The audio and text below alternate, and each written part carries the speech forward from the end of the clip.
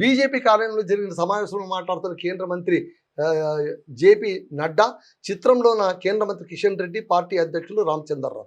తలుపులు తెరవండి, వేరే పార్టీల వారిని చేర్చుకోండి. సో ఇప్పుడు ఏమైపోయింది, ఇంకా 2.5 ఏళ్లలో ఎలక్షన్స్ వస్తుంది కాబట్టి డోర్లు ఓపెన్ చేయండి, వచ్చేవాళ్ళు వచ్చేయని, కొత్త వాళ్ళందరినీ రానిద్దాము, ఎక్కడైనా సీనియర్ లీడర్లు ఉంటే వాళ్ళను ఆహ్వానిద్దాము. అప్పుడే పార్టీ మరింత బలోపేతం అవుతుంది. వచ్చే ఎన్నికల్లో బీజేపీ ఖచ్చితంగా అధికారంలోకి వస్తుంది. రాష్ట్ర పార్టీ నేతలతోన కేంద్ర మంత్రి జేపీ నడ్డా. ఇక్కడ బీజేపీ గురించి మాట్లాడాలంటే, తెలంగాణ బీజేపీ గురించి మాట్లాడాలంటే అదొక పెద్ద కథ, అదొక పెద్ద చరిత్ర. అక్కడ ఒకరంటే ఒకరికి పడదు అనేటువంటి మాట వినిపిస్తుంది.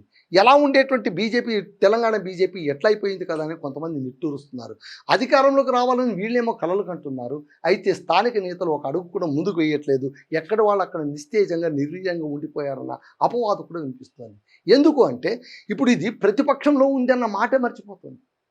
మీకు విషయం చెప్పనా, మీకు 40 రోజుల వ్యవధిలోన 3 ప్రధాన నాయకులు తెలంగాణలో పర్యటించారు. పార్టీ జాతీయ అధ్యక్షుడు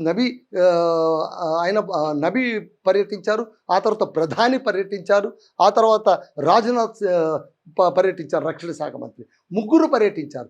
ఇంతమంది అంటే ఒక పార్టీకి సంబంధించినటువంటి, అది కేంద్రంలో అధికారం ఉన్న ఒక పార్టీకి సంబంధించి 3 బడా నేతలు కేవలం 40 రోజుల వ్యవధిలోన పర్యటించారంటే అది ఎలా ఉండాలి, ఎంత ప్రభావం చూపించాలి, కార్యకర్తలు ఎంత ఆసక్తిగా ఉండాలి. కానీ ఏమాత్రం ఆసక్తిగా లేదు, నిస్తేజంగా ఉన్నారు. అసలు వాళ్ళు ప్రతిపక్షంలో ఉన్నారన్న మాటని మర్చిపోయారని అనిపిస్తుంది.